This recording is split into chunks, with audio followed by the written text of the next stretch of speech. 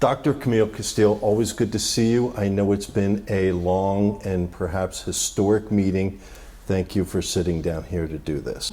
Thank you, Tom, and I would be remiss not to. Thank you. You've served on my parent advisory committee. And you survived. And I survived. And you certainly paid tribute to our graduates this year, and so appreciated seeing those videos at our high schools, and very heart-wrenching. So just thank you for your continuous involvement and support in the district. All right. So you know I'm not here to grill you. I am sitting here hoping we can just help people with information and get through what is a difficult time and a difficult transition with school starting. Okay. So I heard in that board meeting that you have been working 7 days a week and 7 nights a week. So let me ask you. Oh dear. I know. You're coming up on 50 years of service to this school district. How you went from kindergarten student to first grade teacher in the same year, I don't know. But in all your experience, is there anything that you can compare this COVID-19 situation to? No, I mean, I think there's been instances when, it's been like a bad dream. We're enmeshed in something that is very difficult. But COVID-19 and the last few months have really been a nightmare. I keep hoping we're going to wake up here pretty quick. So it's important to note that you're experienced in dealing with safety and education, both physical safety and emotional safety. But this is, I go back to the board meeting, it was just said that with some of this, there's just no good answers. There really isn't, because there's conflicting or competing issues. Children need to be educated. We also need to be considerate of their social emotional needs, that they're not built to be isolated. And we do have increased domestic violence and child abuse. The state statistics hold that. And I think it's because educators are the primary reporters and oversee that aspect of many children. The pressure on our adults and our families is horrendous. And so I think that's one of the competing issues with you're going to expose children to the flu, or we need to get them educated. There's just a lot of competing issues, and it kind of tears you up inside when you try to sort through it and decide what is the best thing to do. So you created a task force, you sent it out to thousands, you probably got millions of opinions. Not quite a million. But there's no way, you know this and you've known this before, you cannot possibly please everyone. But here, this is such a polarizing topic. You've got some parents who want school to open just like it did last year, and then even proof on the board tonight, there are some that don't even want to open the doors for school. Yeah. It's just, Tom, it's just really challenging. There are people that think we shouldn't even be in this, that the school should have never closed in the beginning. And there's all kinds of theories and perspectives out there. And, public schools are no different than society. We're a reflection of society. So any of the conflict that's in the society is reflected in the school system, because our parents bring their attitudes and opinions here. And we're just trying to stay focused on children and provide our parents with an alternative they can live with. And if you want to come in person, we have that opportunity with all the precautions that are humanly possible. And if you don't want to have that in-person experience, we're creating, we have a quality online program, and we're going to expand that and create it to go into the elementary. And we're really excited about the potential. So the board made 3 key decisions tonight, including just some things that even changed during the meeting. This is such a fluid situation. My goodness, I had notes here and everything. But before we even get to those 3 key things, the numbers are going up like the Powerball in Arizona for COVID-19 cases. Some people would say, why even open the schools? But you already alluded to it. There are reasons that you've decided to open the schools. And part of that even includes what Governor Ducey is doing to make you open in order to get paid. Well, that and the fact that our task force created 4 different quadrants. This is quadrant 1, which says prepare to open, and that's what we're doing. We have other plans, so if we should get shut down again, if a particular school or a hallway or a classroom, if the children are exposed and are needed to quarantine, we have all those plans in place so that we can react quickly and efficiently and safely. So the first plan was prepare for opening, and that's why we've talked about this particular aspect tonight, is how do we prepare to open, barring any other unforeseen things that will occur in the future. The first of the 3 major ones is to open, but do it 2 weeks later and make the first day August 5th. That was approved unanimously, and it sounded like you had really good reasoning behind why to do that. Well, we think it's good reasoning, although I would have told you 3 weeks ago we were, for the vast majority of the time, we have been convinced that our October intersession would serve us well. That's when it was predicted that the virus would resurge in the fall, and our October was set in a perfect spot. However, when the numbers started going up, and it just seemed to be overnight that things turned around. In fact, it was about 3 or 4 days after the parent survey was due. And they started climbing, and then parents said, I want to take the survey again. And we realized that we need to buy us some time to see if that couple weeks, now that the community is supposed to be masking and social distancing and doing all the hand washing and the kinds of things that we should be doing. If we can get those numbers to turn, we've bought ourselves another couple weeks. We are excited about creating this online option across the board, modify what we were doing in the secondary, and create a really special opportunity in the elementary. And this gives us more time to train our teachers. And it gives us time not to rush our parents with a decision. We're going to ask them to make a decision hopefully about July 10th. That gives us sufficient time to identify which teachers want to teach on the online, which want to be in person, who are the teachers we need to help provide them an accommodation. We can do all that matching up, communicate with families, be organized and ready to go. So we have a lot of work to do. That 2 weeks is really going to help us. So parents have to decide by July 10th. This is a commitment, at least a temporary commitment. Can you talk about that? We'd like the decision to be, if there was any changes, that it would occur at the 9 weeks or the quarter. That if you go on in person or online, you give it a fair opportunity to work through it. Most people will tell you when there are extenuating circumstances, certainly we have worked with individuals to make exceptions, but the general rule, in order to transfer especially at the high school level, in order to transfer that grade and the credit, we need to do it at the quarter so that if you're going back in person, that teacher can pick it up. Those grades count, and the student doesn't miss a beat.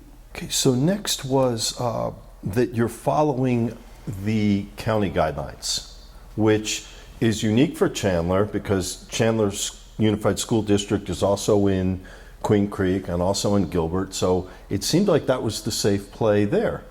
Well, there was the common wording in all of them about the 6-year-olds.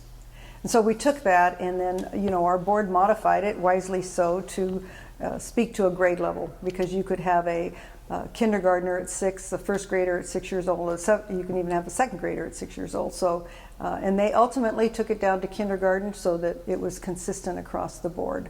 That we would require masks, and again, face coverings, right? Because there might be some situations where an alternative face shield or something might need to be worn, especially by the teacher who's trying to work with some of our children. So you being a longtime first grade teacher, I know you see those kids still in your heart, in all your decisions, and the idea of trying to keep all these little ones compliant with face coverings, compliant with social distancing.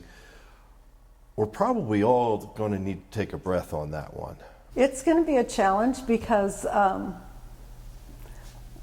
I'm a hugger and a toucher anyway, so it would be hard to walk into that classroom and not give hugs and handshakes, and the whole culture is changing.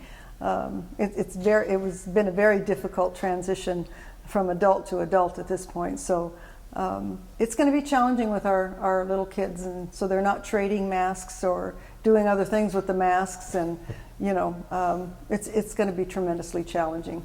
I think our teachers will be up to it, and again, God willing, this virus is going to do something dramatic and go away. And even with the older ones now, with high school, the thought of, literally thousands of kids going through hallways between classes, that's going to have some people really nervous. Yes, it is. And we're going to ask the young people to wear face covering, whether it's even a bandana, again, and trying to educate them on how important it is. They don't cough on anybody, and they try to stay distanced so that the droplets aren't falling on another person. And again, through education, just try to get them to support the effort. And I think Mr. Evans was making a comment how, we all care about each other and we want to do the right thing and be respectful of another person's space. But there's no doubt it's going to be a challenge. It's going to be a challenge in any model. So again, it's a challenge out in the community if I watch what's happening, whether I'm in a store and people come in without a mask even now, or they don't. And it's going to challenge us to the nth degree.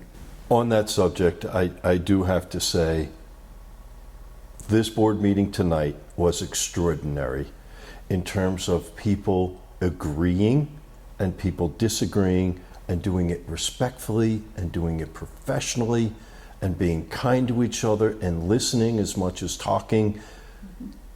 Parents should be required to watch this meeting tonight, because it proved that your board is working together, is thinking of every possible scenario and asking every question imaginable. It was so impressive to watch all of this being done for our kids. And you have to say their hearts are in the right place, and you have to respect that people's perspectives and opinions change, and they differ. And I have been so blessed in my 25 years as a superintendent to have worked with boards that don't resort to screaming or yelling or being ugly or mean to each other. And they have disagreed, and they do it respectfully and kind, and then the next issue they're going to wholeheartedly endorse each other, but it makes it a pleasure to work with them. Now, the big disagreement tonight, it passed 3-2, was the fact that school doors will be open physically for on-site education as well as online. The administration's decision was based on trying to offer two options and focus on doing two options really well and putting our efforts toward that. We wanted parents to have a clean option to completely remove themselves from an on-site decision, if this makes sense. The other model that many are doing is a hybrid model, which means you might cut your class in half or in thirds, and they come on site for twice a week. Well, during that time, the teacher's still responsible for them in the 3 days they're not there, and they should be engaged in some learning activity. Then you're working with the other half of your classroom.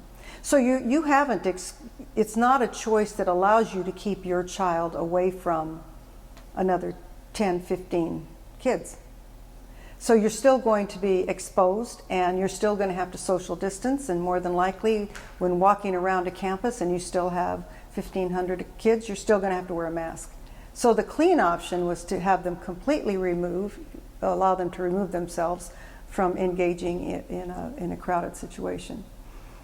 We believe that the elementaries have a good opportunity to social distance because we have one of the most favorable teacher-pupil ratios in the state. And we believe that if there are parents that choose the online opportunity, that we can get down to 17 or 18 in a classroom relatively easy. So some of our schools can be able to social distance and won't require the masks in the classroom. The other thing, the governor's just put out his requirements. And one of the requirements, if you hybrid, the way we understand it at this point, and again, it may need more clarification. If you social distance and children come to school for 2 days, you have to offer them a learning opportunity on site for the other 3 days. So you have your teachers teaching half the kids. I don't have the resources, we don't have the resources to hire people. Should kids come on campus to access the technology or receive the tutoring, to be in a learning environment those other 3 days? I heard that tonight, my jaw dropped. Well, so Yours did too. I understand the rationale because, it's obvious. Parents can't go to work with their kids at home. Right. And families that are in a position to stay home with their children and almost do a modified homeschool, they're going to work online and mom or dad will be there to facilitate the learning. It's going to be beautiful. But there are a lot of families that are desperate to get back to work. And they're not going to be able to get back to work unless their children are meaningfully occupied and being taught. So, again, there's hard choices either way, Tom. There's no right answer. Let me ask you about protocols, and I know that was discussed, and it sounds like Frank Narducci's been up day and night working on that. But so what if a student or a teacher tests positive for COVID-19? The phones are going to be ringing off the hook. People are going to be freaking out. Mm-hmm. What do you think might happen should one of those scenarios take place? It's probably what's happening now in the workplace. Lindsay Hartley is our nursing director. She's in very close contact with the county health department. And I would take you back, Tom, in the H1N1, and Terry can help me with this. We had 2 schools that had to be shut down for 2 days. And we brought in companies and did some heavy cleaning. So we've been there and done that in terms of the county health department advises us on what to do. So let's say a student comes and they have been exposed by another family member. The county health department will tell us what to do, whether we're monitoring, we're checking temperatures, we're doing more close alignment, maybe that child is quarantined. If there's been close contact, they will tell us what to do. If a teacher is infected and believe we've infected others, again, the health department will help us know how to trace those contacts and what actions we take. So I think we're in good hands in terms of educating us and helping us know which way to move. If people are looking at making a decision for their child, there are ways where you can still get the social benefits, because I heard it discussed about extracurricular activities, even if you choose the online education. Can you touch on that? Well, again, we think that's a real important, and we heard had many emails and calls, and my child's not ready to go back to school. They want to go online, but gosh, they want to play in the band or play on the basketball team or whatever it happens to be, and we want that too. So they would have, it's called concurrent enrollment. They could go online and take some coursework, and then they might go register at the school and take band and tennis or whatever it happens to be. And it's called concurrent enrollment. The other thing we've heard is, well, I don't want to go online. I want to go online, but I don't because my child wants to graduate with their graduating class. That's not a problem. For 10 years now, they have been allowed to go back to their home school and walk in a very formal, the graduation processional. And even though the online program has had their own graduations, the students are welcome to go back and graduate with their home school. So we're sitting here doing this right after your board meeting. The way things have been at 11 o'clock. At 11 o'clock at night. So thank God the curfew's over. I know, we'd be in real trouble. What do you do come July 10th if things are changed again? If things change again, we have plans that will tell us which way to move, and we will implement those plans. So I can't predict. All I know is we're not going to wait till the last minute to be prepared. So you know, the good Lord willing, we will be prepared and we'll be able to start the school year, and a vaccine is coming, and we'll get back to relative normal. From your lips to God's ears. I know. Anything else you'd like to add other than take me home? Yeah, well, it's an opportunity to say to the parent community again, you know, just how much we are honored and appreciate your support of the district and the fact that 46,000 children have been entrusted to our care. We hope you'll give us a chance to continue to deliver you a quality experience, and we know you have a lot of choices out there, and we're hoping you stay with Chandler Schools.